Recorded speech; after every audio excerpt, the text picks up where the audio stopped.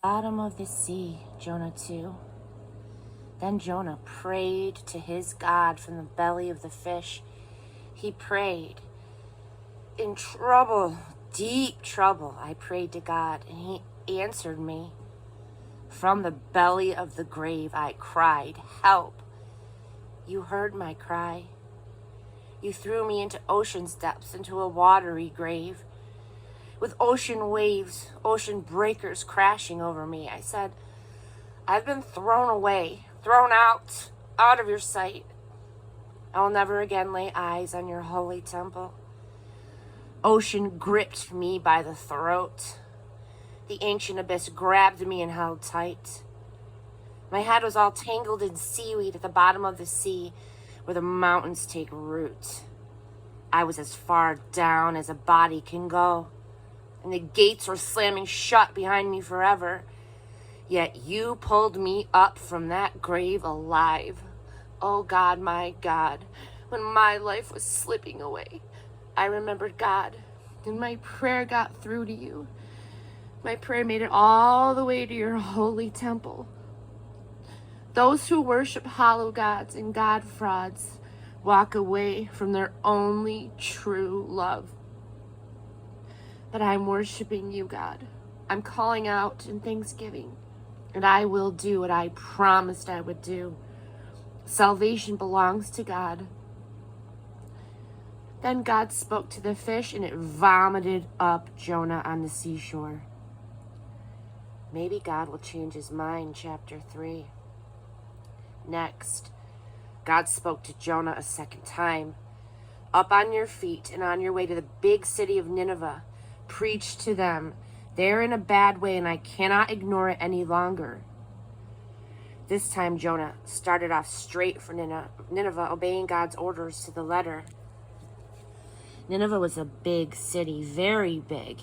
It took 3 days to walk across it.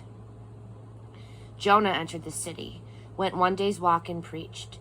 In 40 days, Nineveh will be smashed. The people of Nineveh listened and trusted God. They proclaimed a citywide fast and dressed in burlap to show their repentance. Everyone did it, rich and poor, famous and obscure, leaders and followers. When the message reached the king of Nineveh, he got up off of his throne, threw down his royal robes, dressed in burlap, and sat down in the dirt. Then he issued a public proclamation throughout Nineveh, authorized by him and his leaders. Not one drop of water, not one bite of food for man, woman, or animal, including your herds and flocks. Dress them all, both people and animal, in burlap, and send up a cry for help to God. Everyone must turn around, turn back from an evil life and the violent ways that stain their hands. Who knows? Maybe God will turn around and change his mind about us. Quit being angry with us and let us live. God saw what they had done, that they had turned away from their evil lives. He did change his mind about them. What he said he would do to them, he didn't do. I knew this was going to happen. Jonah 4. Jonah was furious. He lost his temper. He yelled at God. God, I knew it. When I was back home, I knew this was going to happen. That's why I ran off to Tarshish. I knew you were sheer grace and mercy, not easily angered, rich in love, and ready at the drop of a hat to turn your plans of punishment into a program of forgiveness. So God, if you won't kill them, kill me. I'm better off dead.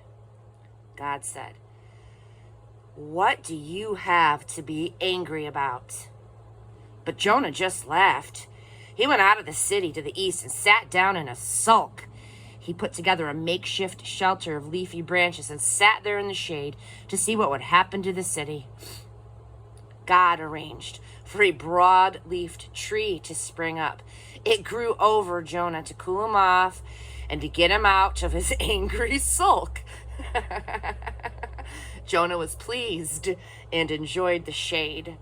Life was looking up. But then God sent a worm.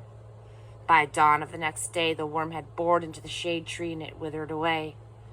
The sun came up and God sent a hot, blistering wind from the east. The sun beat down on Jonah's head and he started to faint. He prayed to die. I'm better off dead.